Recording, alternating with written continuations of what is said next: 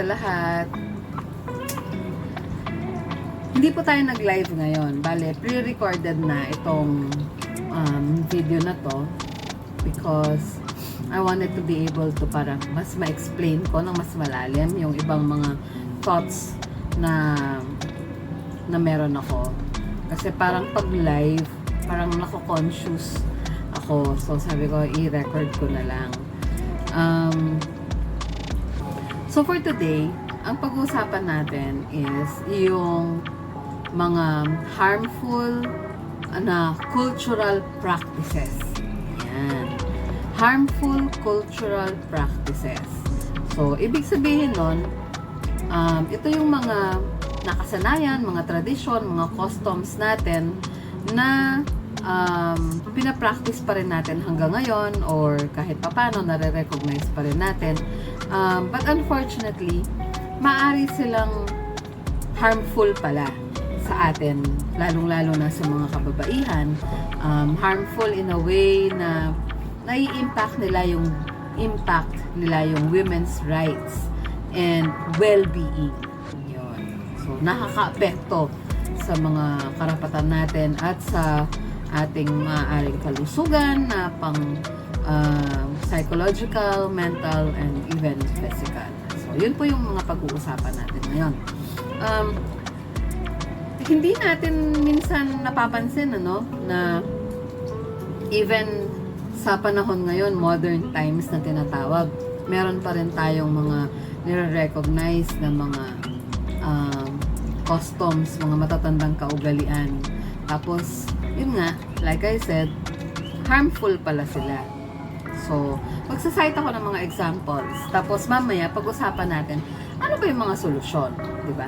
Kasi, magandang malaman natin kung ano yung mga yan, ma-identify natin, but also, mas makakatulong kasi kung meron tayong solusyon para sa mga yan. Okay.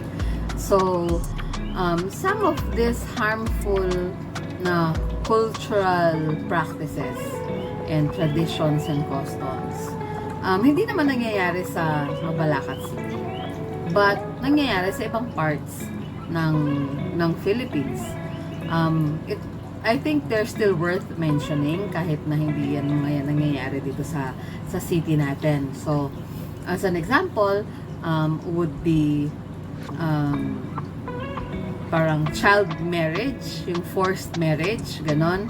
Yung sa may mga tribo-tribo, may mga certain sects, S-E-C-T-S ng society na may sekta, ayan, ng society natin na pinapractice pa rin yun, yung pinagkakasundo ng mga magulang. Tapos, pag medyo nagkaedad na ng konti, minsan nga, actually, teenagers pa lang, bata pa lang, di ba, pinapakasal na. Also, child brides, yung mga bata yung babae, yung bride, tapos mas matanda yung groom. Pinapractice pa rin yan. Dowry, yan, yung meron kang katapat. Kapag anak kang babae, meron kang katapat kung ilang baka ang bibigay sa'yo sa pamilya mo, ng pamilya ng mapapangasawa mo. Yan. These are harmful cultural practices because, bata hindi pa fully developed ang katawan ng mga bata. So, kapag pinakasal na sila, of course, mapipilitan sila na magbuntis. And kapag teenager pa lang sila or bata pa lang sila, hindi pa fully developed yung kanilang reproductive organs. So many things could happen. It could affect their health. Diba? So, yan yung mga examples ng mga harmful na cultural practices sa ibang parts ng ating bansa. So, paano naman sa atin? Kasi developed na tayo, di ba, na city, and mas moderno na tayo, hindi na natin pinapractice yung mga yan, yung mga child marriage, dowry na yan. Meron din ba tayong mga masasabing parang cultural na practices na maaaring maging harmful sa ating bilang mga babae, sa ating karapatan at sa ating well-being? Meron din po. So, Magbibigay ako ng example ng mga ganyan. First, that would be fertility expectations. Yan. Hindi natin namamalayan yan. Pero actually, napaka-pervasive ng problemang yan. Yung kapag ka may asawa ka, tapos first year ng marriage, parang okay pa eh. Wala ka pa masyadong maririnig. Although, actually sa wedding pa lang, meron na yung, lalo na kung medyo late 20s nang nagpakasal, di ba? Meron ka maririnig na, gawa na agad kayo ng mga anak. Di ba? Tapos, pagka after 1 year, naka first wedding anniversary na kayo, wala pa rin kayong anak. Ano nangyayari? Bagal baka mahuli kayo sa biyahe. The clock is ticking. Bakit wala pa kayong anak? Di ba? Tapos, on the 5th year, mas lalo na yung pressure. Di ba? Without considering na there could be fertility issues. Or, sometimes, kahit na hindi naman nila business, inaalam nila. Like, minwari ka yung diferensya, kaya kayo, talakay pang hanggang yan eh. Diba? May fertility expectations sa mga babae na kapag ang babae nag-asawa, kailangan magbuntis yan. Paano pala kung ayaw niyang magbuntis? Paano pala kung it's not in the cards na mag-anak sila, na mag-baby sila? Meron pala silang understanding na mag-asawa. Or, as in my case, hindi ako pwedeng magbuntis. I have fertility issues. I have a problem. So, paano yun? Diba?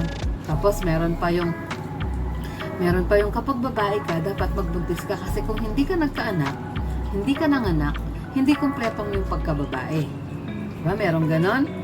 Yun yung sinasabi ni Sushmita Sen noon na the essence of being a woman. Para sa kanya kasi, if you know Sushmita Sen, kaedad na kita. Para sa kanya, the essence of being a woman is motherhood. But it doesn't apply to every woman. Diba? And motherhood is not the end-all, be-all of womanhood, actually. Diba? Iba-iba kasi tayo ng parameters. Iba-iba tayo ng measuring stick for womanhood. Diba? Like in my case, like I said, meron akong fertility issues, so hindi ako nagkakaanak, but I adopted a child. So I have a daughter. And to me, it doesn't make me less of a woman. Pero para sa iba, because it affects, nakaka-affect kasi talaga yung mga ganong salita eh, na, hala kami na, may kakumpleto pa nga babae. Or sometimes, even if hindi sa'yo sinasabi, like sa kwentuhan lang, umpukan, biglang sasabihin, dati kami yung anak, kaya kakumpleto pa nga babae. I'm saying this because I heard it several times. Maraming beses ko itong narinig.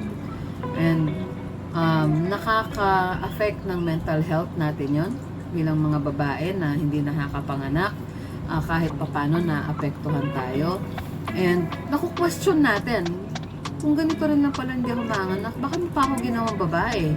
Diba? Yung mga ganun, nagkakaroon tuloy tayo ng mga ganung thoughts which are very unhealthy. And bumababa yung self-esteem natin, yung self-worth natin. Diba? Nagkakaroon ng stigma, ng discrimination. Minsan, iniiwanan din tayo ng ating mga napapangasawa dahil hindi natin sila mabigyan ng anak. Diba? It's sad kasi dapat hindi ganon. We should not have fertility expectations from women. I guess I can also say na I can also add na yung breastfeeding, di ba? Kapag ka nanay ka tapos hindi ka naka-breastfeed ng anak mo, parang ang tingin sa'yo hindi ka perfect na nanay or nagkukulang ka or hindi mo alam kung parang ganon, parang there's something wrong with you kapag hindi mo breastfeed yung anak mo. So paano ako? My daughter is adopted, hindi ko siya breastfeed. So is there something wrong with me as a mother? May mali ba sa akin? 'Di ba? Yung mga ganong klase ng mga expectations from women na napakabigat, napaka-rigid, and sometimes are very unrealistic for some women. 'Diba? Because they could not, we could not. So, yun. Kailan na tayo? Ito pa lang ba? Fertility expectations pa lang, 'di ba? Next, well, nasabi ko na ito kahapon sa live ko, yung traditional gender roles. Yung kapag babae ka, sa bahay, for example, yung domestic side of things, ina-expect na sa'yo lahat yan. So, minsan, ang hirap kasi pareho kayo nagtatrabaho mag-asawa, tapos pag uwi mo ng bahay, ikaw na babae, ikaw pa yung mag-aasikaso ng mga anak mo, ikaw pa yung magluluto, maglalaba, make sure that the house is running as it should. And si husband, paupo-upo na lang, pa-beer-beer na lang, pa-PBA na lang, di ba? Cellphone, ML. Tapos sasabihin, obra mo yan eh. Sabihin mo, sopan mo na ako mag-Kenny Joe. Pa, obra mo yan eh, kayong babae eh. Di ba? Parang, hello. Parang, di ba mag-asawa kayo? You should be partners. You should be equals. So, isa rin yon sa mga traditional, cultural na paniniwala, mga customs natin na harmful, could be harmful. Kasi ang nangyayari, tayo yung pagod, so ang nangyayari, tayo yung mas susceptible sa pagkakasakit, di ba? Sa hindi natin, yung naglo-lower yung productivity natin sa work, tapos mawawalan tayo ng trabaho, mga ganon. Kasi syempre pagod ka eh, di ba? Kulang ka ng tulog, mga ganon. Okay. Next, patriarchal family structures. Yan. Ito yung sinasabi ko dun sa live ko na kapag patriarchal yung parang environment sa family ninyo, yung babae wala siyang decision making powers. Yung kahit na tama yung decision niya, kailangan pa rin may sign off ni lalaki. Kailangan payag si lalaki. Pag hindi siya payag, wala kang magagawa. Parang ganon. Parang yung last say lagi si lalaki. And kasi napaka-importante ng input natin mga babae. And most of the time, because we also have what we call woman's instincts, di ba? Ginagamit natin yung instincts natin sa pag-weigh ng mga bagay-bagay. But it's sad kasi hindi natin siya mai-insist kung ayaw ni lalaki yun. Diba? Nakakalungkot. And then, yung responsibility overload, pareho pa rin yan. Magkaka-connect kasi yan eh. Magkaka-connect. So, yung responsibility overload, tayo yung ina-expect na kaya nating pagsabay-sabayin lahat ng bagay. Pagtatrabaho, pag-aayos ng bata, pag-aalaga ng bata, pagpapalaki ng mga bata, mga ganon.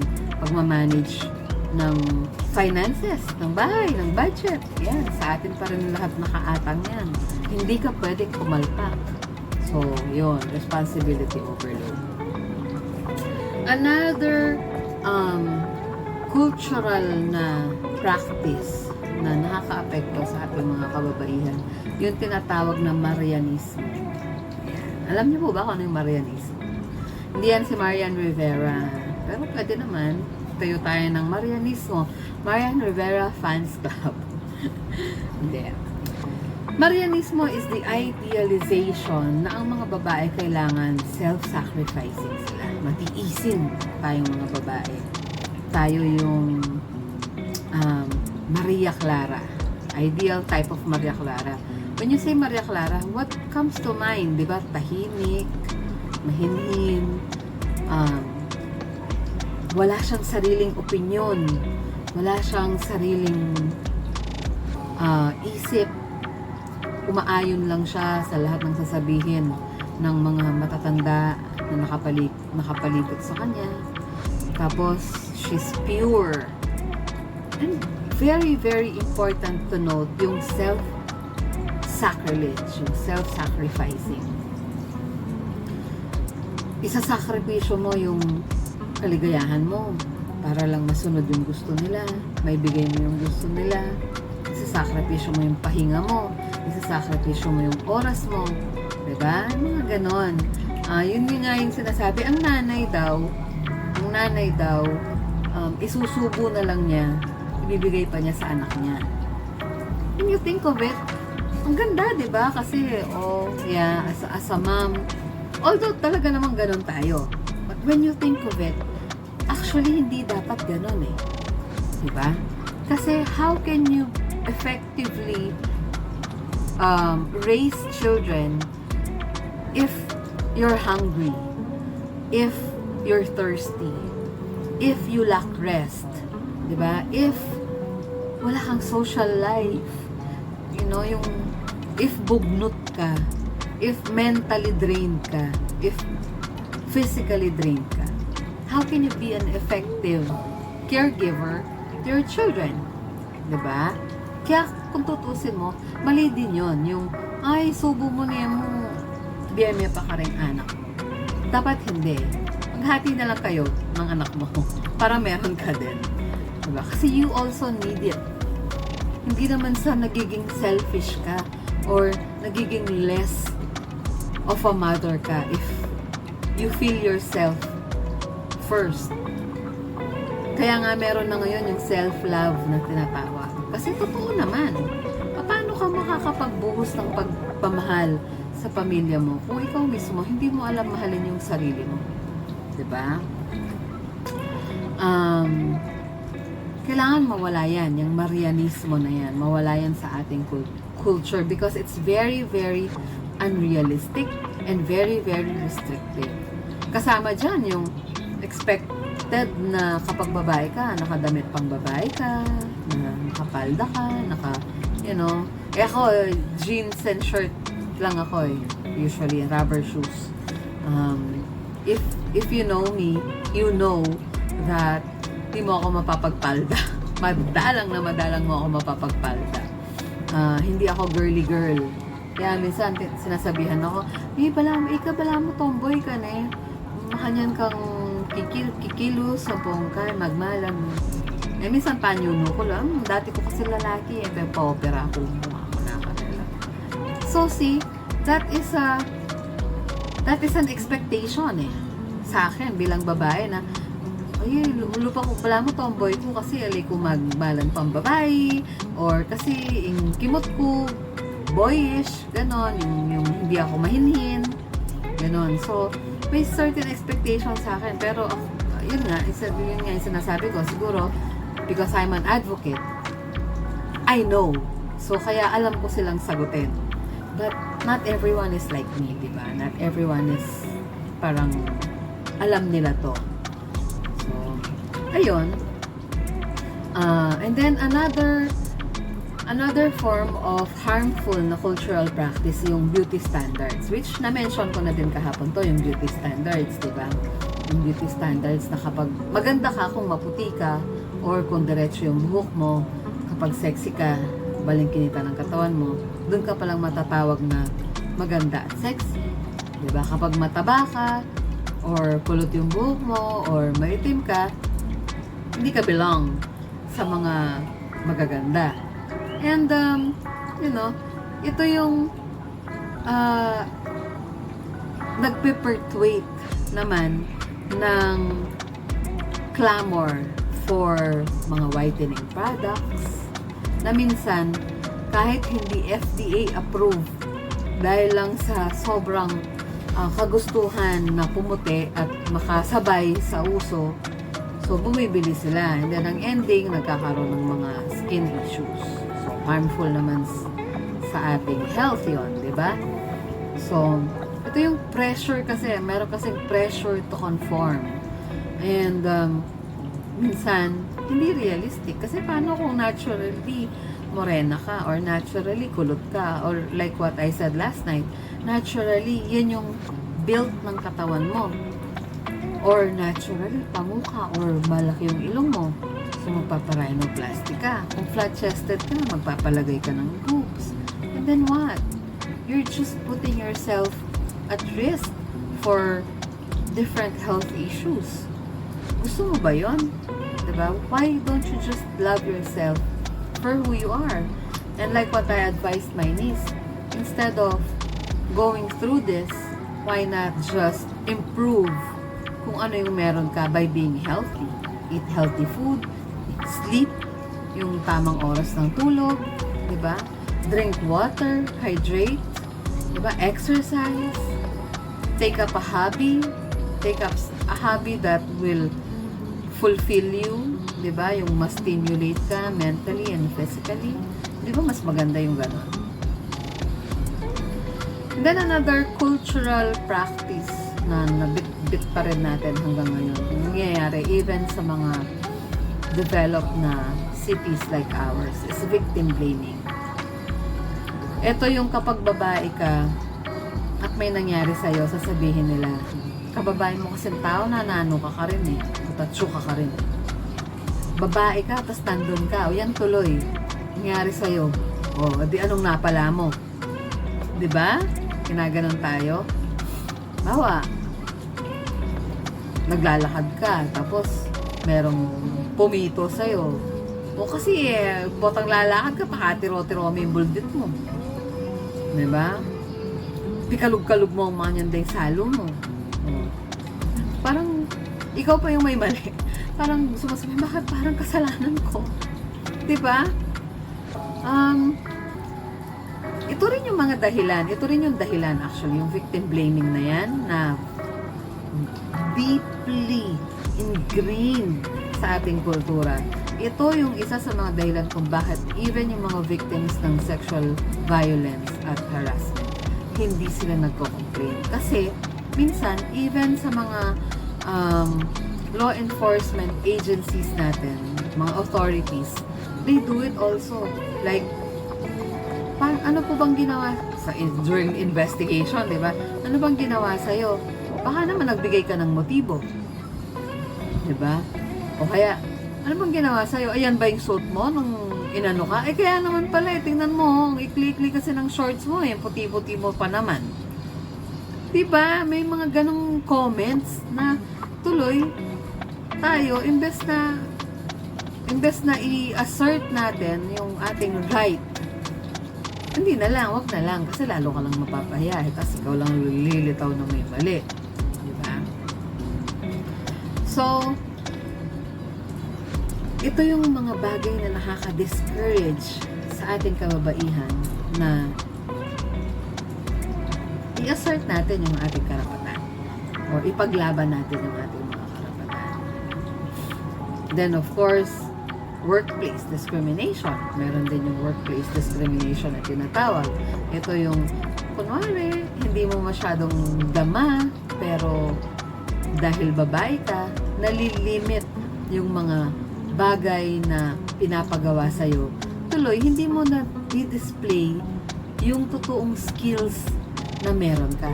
Kasi limited eh. Ito lang yung pinapagawa sa'yo. Nandito ka lang, nakakahon ka. Whereas, you know, kaya mong gawin more than that. So, nangyayari, nalilimit ka. Hindi mo na ipapakita kung ano ba talaga yung kaya mong gawin. At kung ano yung mga pwede mong parang pwede mong i-contribute, di ba? Sa team. Ganon. Sa company. Ganon. And then, of course, ang mga babae din, usually, ang nahaharas sa workplace. So, minsan, akala mo biro-biro. Bibiroan kayo. Pero yung biro niya malaman. May halong kabastusan. Diba? Usually, babae ang nakaka-experience yan. And, it's disappointing because we can't do anything about it. Tatawa na lang tayo. Grin and bear it na lang tayo kasi anong gagawin mo? Pag nagreklamo ka, igagaslight ka pa. Sasabihin, hindi ka na mabiro. Biro lang naman yun. Uy, walang mali siya yun. Uy, gandrit, dakatay pa. Bibiruan daha mo. Feel mo naman. Di ba? Mga ganon. Hirap. Ito pa, another cultural practice na pwedeng maging harmful sa atin, mga kababaihan. Yung social pressure para mag-asawa or magkaanak. Kapag ka medyo nasa 30s ka na, tapos single ka pa, sabihin nila, o ba, tiya ka pa magkasawa, kalago mo naman. Lawaring may kakaburiki ako. Parang, what if ako mag-asawa? What if you have dreams na gusto mo munang i-build for yourself? Diba? Meron din yung partner na niyabeta na kasi yan naman, but you're not ready, and even if you keep on explaining na I'm not ready, hindi pa, ayoko pa muna, sabihin, hey, let's make it work. I-insist pa rin yun sa kanya. Anong gagawin mo? Mag-isa ka lang, tapos ganyan, magsama na tayo kahit ayaw mo pa. Ito yung stigma kasi kapag ka-single ka eh. Mas lalo ko single mom ka. Diba? Ako, single mom ako.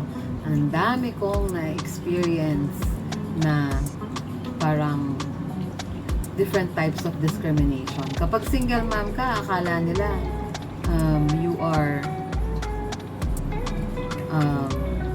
parang thirsty for attention. Akala nila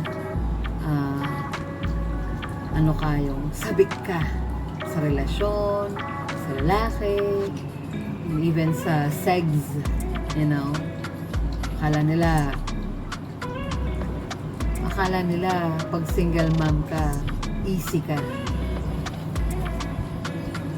Yun yung mga kinakaharap nating mga babae. And kailangan may gawin tayo, diba? Para mapalitan yung